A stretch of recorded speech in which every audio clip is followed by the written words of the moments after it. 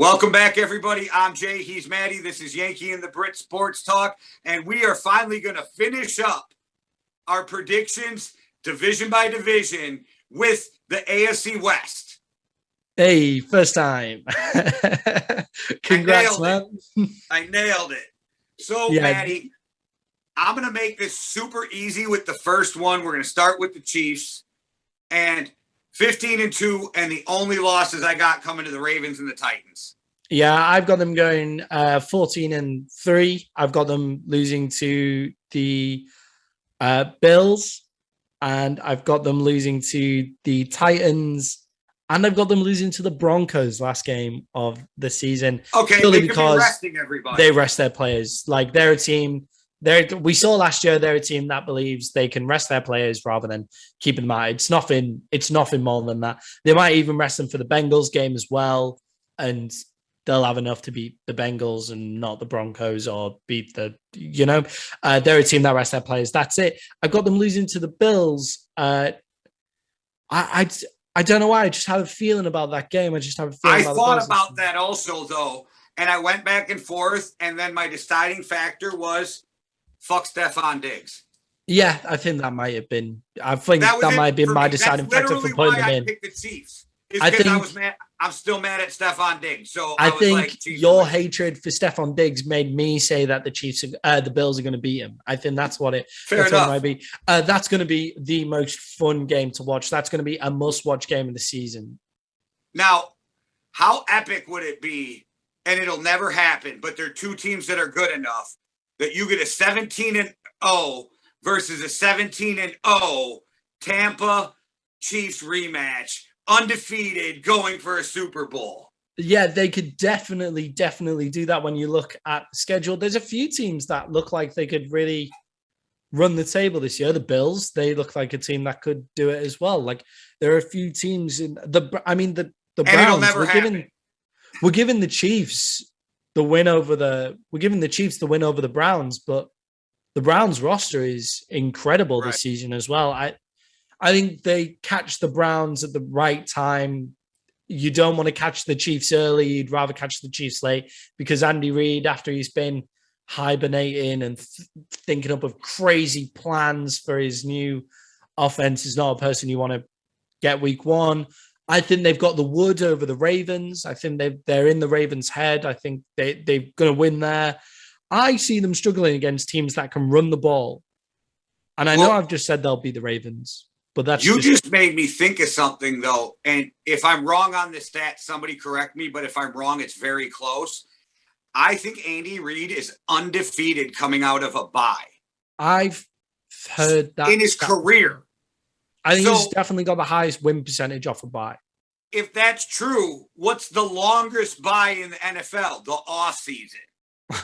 Yeah, of course. So you're right. You're right. The mad scientist is in the lab for 4 months figuring out how to kick the shit out of the Browns. Yeah, and if they catch the Browns last, the fact that they catch the Browns, the Ravens early really helps them out. That really helps them. And they look like they're on fire already. In the preseason, Andy Reid played everybody, and they look like they're on fire. Yeah, and they've got the wood over the Ravens. That's well documented that they struggle against the Ravens. They're a fantastic team. They've improved their only weakness, which is the offensive line. When you look at their offensive line now, in terms of ranking, they're one of the best in the NFL. Now, will it gel together? That's a problem with offensive lines. We shall see. We'll see what happens. So week 2 is my Yankee and the Brit fantasy football quarterback versus my ESPN Championship League quarterback, because I won my league last year, so I'm in a Champions League. But in our league, I got Mahomes, and in their league, I got Lamar. So I'll be playing myself in week 2. Oh yeah, that's an incredible matchup. There's a few crazy matchups, to be fair. They've got the Ravens, they've got the Cleveland Browns first up, they've got the Ravens, they've got the Bills, they've got some great matchup. They also play the Steelers. This is a really difficult schedule. So to say that a team could go 17-0 for his schedule, like the Tampa Bay Bucks, you don't feel bad saying they can go 17-0 because their schedule's a lot easier. But these guys play the AFC North, arguably the best division in football. They also play in arguably the best division in football. When it possibly not anymore, but I don't know. There's some like when you think of the quarterbacks in this division, you could say one of the best in football as well. And with this division, even the teams at the bottom, you could see upsetting good teams, even if they end up with a bad record. Do you know what I mean? When we get to the Raiders, you're going to hear the record that I have for the Raiders and then look at the team and say that doesn't match up. But this is a really difficult schedule for the AFC West. Maddie, you see my setup for the draft where I have 3 TVs and a laptop going and I'm ridiculous. Yeah. That's my NFL setup. So even on Sunday, I'll be watching the Packers game and the Browns Chiefs game at the same time. And then think about it. The next week in week 2, prime time for the U.S. Sunday night football is huge.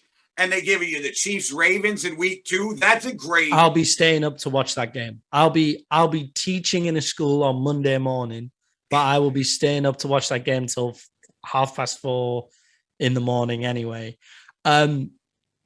Yeah, this is an incredible schedule for them to play. It's going to be exciting to watch the Chiefs every year. I'm a red zone guy myself, so we'll see. Well, they even gave us the Bills now for, again, rough for you, but for the U.S. fans, the Bills Chiefs is also a primetime game. Yeah, exactly. A fantastic schedule. A team that could upset the Chiefs if everything goes well for them. Unlikely, I know, but if everything ticks, they look like an amazing team on paper, is the LA Chargers. I've got them going 10-7. Okay. I have them going 8-1. He's the one. I have them a tie with the Raiders at the Raiders game at home. Yeah.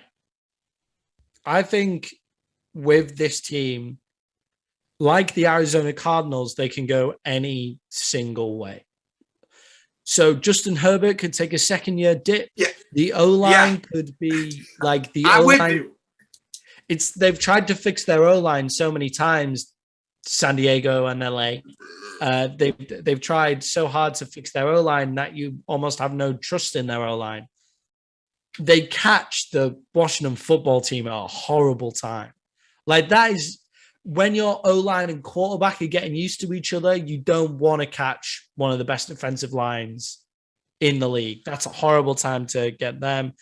It's also the Cowboys can bring blitzes from a lot of different places as well due to their linebacker core. So you don't really want to catch them early. And then you don't ever want to catch the Chiefs. Unfortunately, they have to catch the Chiefs twice. However, I've got Justin Herbert as such a talented guy. He was actually the best quarterback, well, one of the best quarterbacks against the blitz last year. He's actually had a higher throwing percentage when he was blitzed than when he wasn't blitzed last year. So second-year dip for that kind of guy is not on the horizon because usually what happens is teams learn how to work you out.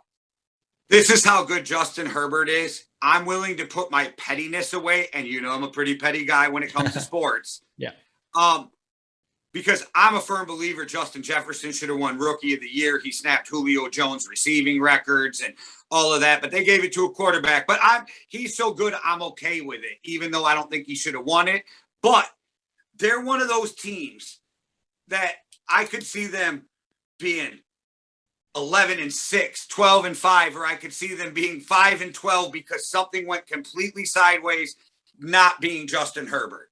Yeah, you could see Herbert absolutely balling out this year and smashing records everywhere for second-year quarterbacks, being what the Jags hope that Trevor Lawrence is, being that kind of amazing guy. Or you can see the offensive line restructuring not working, and even Mahomes can't play, and the second-year dip coming all at once. Will he be able to deal with this second-year pressure? I think he's a very, very talented quarterback. I think he's great. He also catches the Pats, who Bill Belichick loves rookie quarterbacks.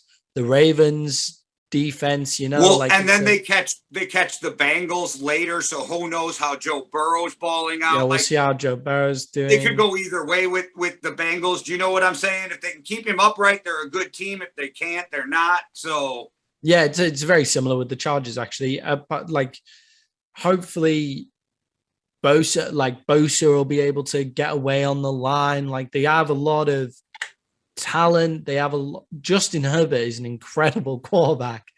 We'll see what he can do in his second year. I have no doubt that Justin Herbert will be in this league for a very long time, balling out for a very, very long time. It's will he have a second year dip at a bad time for the Chargers this year? That's all it is. I don't believe he will. I think 10-7 in this schedule, in this division, is a very, very good record. I just worry whether the second year dip will come at a bad time. And I can see them going the same way as you.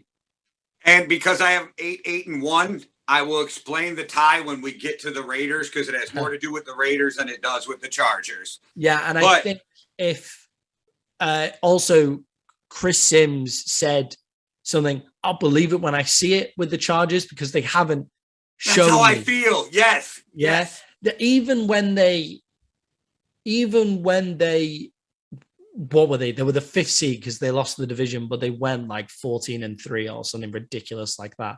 And then they lost to the New England Patriots in the first round of the playoffs. That's still, I'll believe it when I see it. Like that's who they are to me. Back to Phillip Rivers, back to LaDainian Tomlinson. It's still the same Chargers. And we all know that they have awful ownership, which doesn't help. And so, yeah.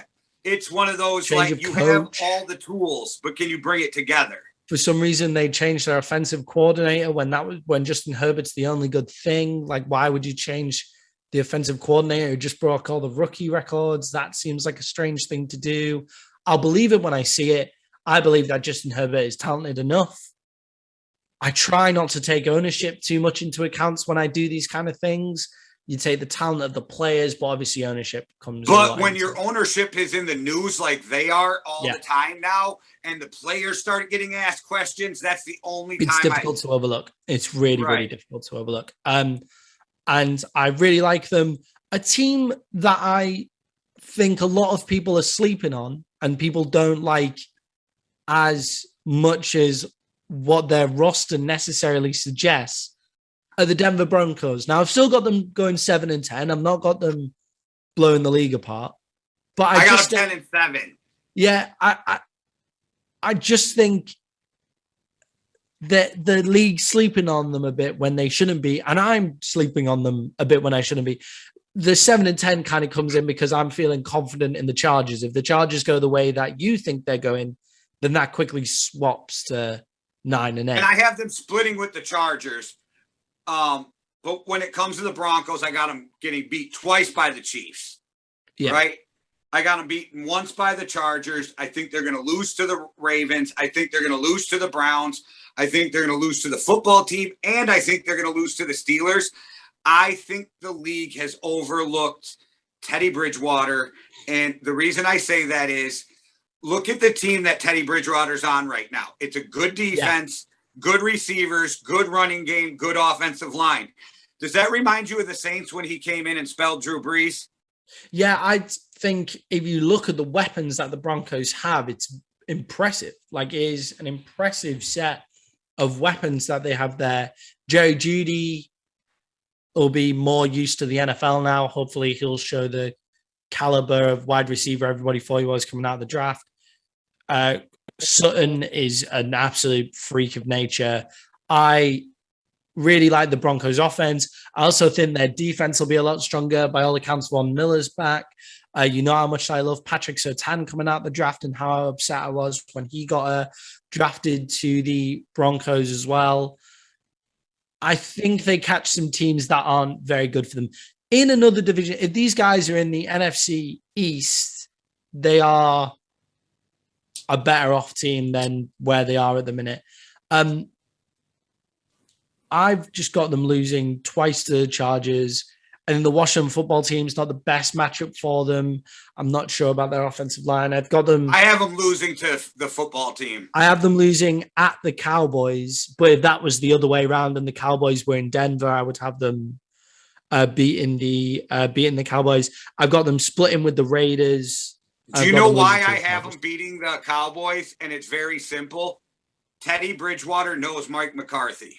Yeah, I think Teddy Bridgewater is perfect for their system right now. He's not a Hall of Famer. He's not even a Pro Bowler. Yeah. But he's exactly what that team needs right now because Drew Lock makes dumb decisions. Yeah, so they're playing a lot of teams that keep you in close games. So they're playing a lot of teams that keep you in close games. And I don't think he's the right quarterback to win you a close game. Well, he's the quarterback you want when your roster's built to just you're in the lead and don't lose the game. But if you're coming from behind, so they've got the AFC North, all of the teams in the AFC North are built to run you and defend against you out of the game. And that's not good for the Broncos. The Washington football team are built like that. The Cowboys with Zeke in it are built like that. They're going to really struggle to play those teams. And that's why I think they've just got bad matchups rather than them being a bad team. Right. No, I agree. I agree that that they have that close game play that a lot of teams are going to show, and teams that have to go to Mile High, good luck breathing. I always put that kind of into when I'm doing it too. But part of the reason I have them doing so well is because I have the Raiders a freaking dumpster fire. Yeah, I mean, the Raiders are a really difficult analysis because you look at their roster and you think, actually, that's not horrendous, apart from the fact, for some reason, they have no offensive line. Right. And their whole upper management quit because they're being investigated for the IRS. Yeah. Because Davis doesn't want to pay his taxes. Yeah, they have no offensive line. They have no upper management. They have John Gruden on a 10-year deal when he needs to prove something to earn the rest of that. What's John Gruden done since the Raiders? He should be, with the way that they were building, giving him a 10-year deal, they should have winning record after winning record right now. That's not negotiable for me. But for me, I've got them going 3-14. Okay, I actually have them a little better than you. I have them 6-10-1. And the tie is, remember I told you the tie with the Chargers? Gruden's going to screw up the clock management in overtime, and it's going to end up being a tie because he forgot how to coach when he was doing Monday Night Football. Yeah, that could be it. John Gruden really needs to sort stuff out, or they need to sort out. The reason I've got them really, really off the deep end is when you're in this division where you've got teams that are really good, like you've got, like if the Chargers, if it all clicks together, you've got them as potential. Every team in AFC, that division is better than them across the board, talent wise. I mean, don't get me wrong. The Raiders have some players quarterback. Right. They might have better. You might even argue that Derek Carr's better than Teddy Bridgewater, but Denver's roster is better than Vegas'. Yeah, definitely. Roster. Derek Carr, I would say Derek Carr's better than Teddy Bridgewater, talent for talent, but that's the only way in the division. Right. What I've got them doing is just saying, right, well, let's just tank. Last half of the season, you look at it and you just go, Aaron Rodgers is going to be on the market next year. He could be going to the Denver Broncos. Let's just tank and see if we can put in Nathan Peterman because for some reason Gruden loves that kid. Yeah.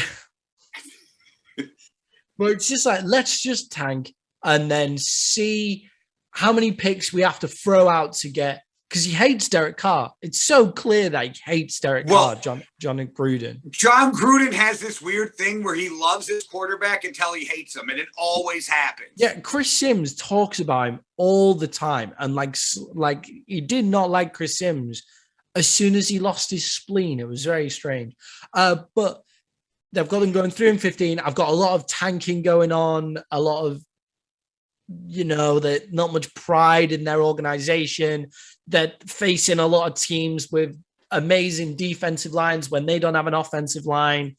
I've got them saying, let's accumulate as many amazing picks as we can and then trade Derek Carr to get even more picks, stick it into a package for Deshaun Watson, Aaron Rodgers, Russell Wilson, see what happens, and go from there. Two things. So let's say a team that's really good is going on a run, right? And their quarterback goes down.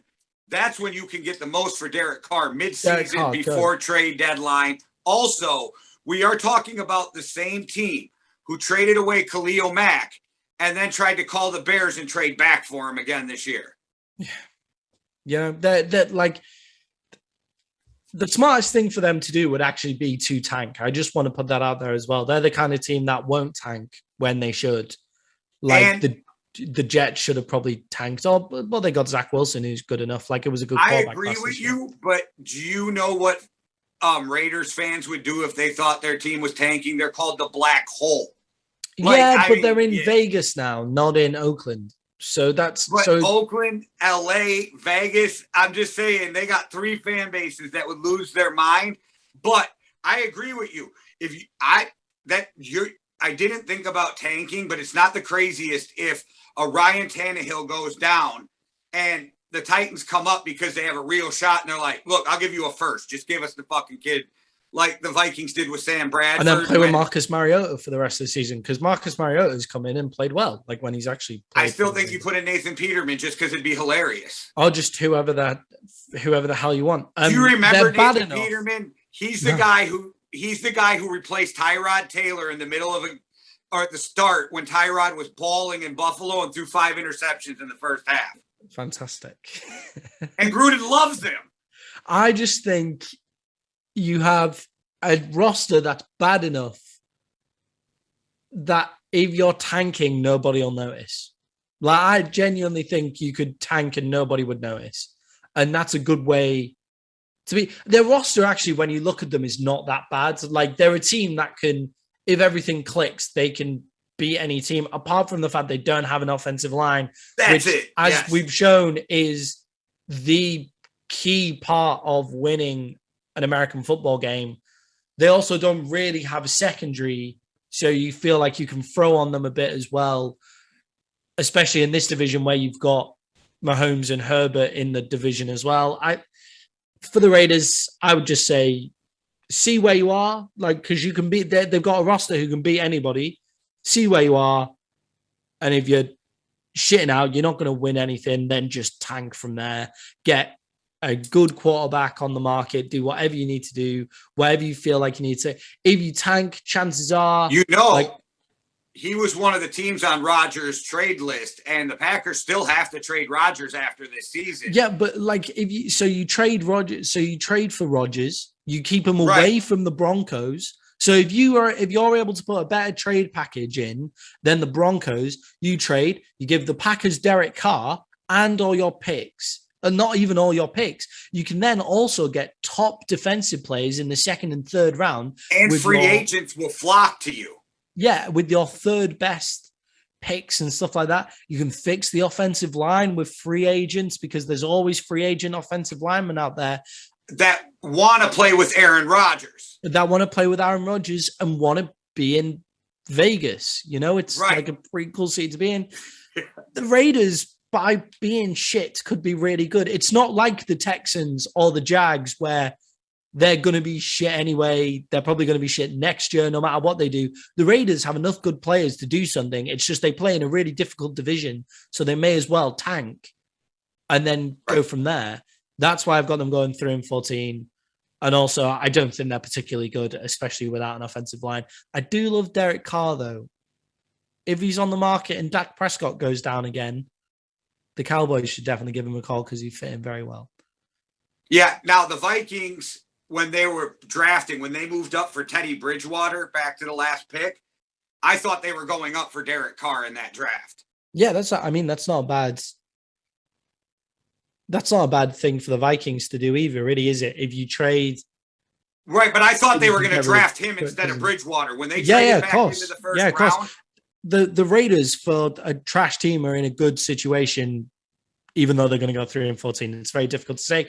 The AFC West is an amazing division in football. They have really difficult schedules due to the fact that they're an amazing division in football. Chances are some of the best football is going to come from this division. So definitely an exciting division to watch. Yeah. Well, Maddie, we made it all the way through every division before kickoff in 3 hours and 20 minutes. Fantastic. And it's only 10 p.m. over here. It's still going strong, you know? Are you staying up for the game? Yeah, of course. I'm a diehard. Yeah, and you're 23. I keep forgetting that. You got me by 20 years. Oh, yeah, I can also, yeah. I'm also good with that as well, yeah. Yes, I'll be staying up to watch the game as well. Even no matter what, I'll watch it to the final minutes, even if the Cowboys are getting the breaks being off them. I'm very excited for this season. It's going to be a really fun season to watch. And follow us for more fantastic content. All right, guys, I think we did it. One world, one love. Deuces. Cheerio.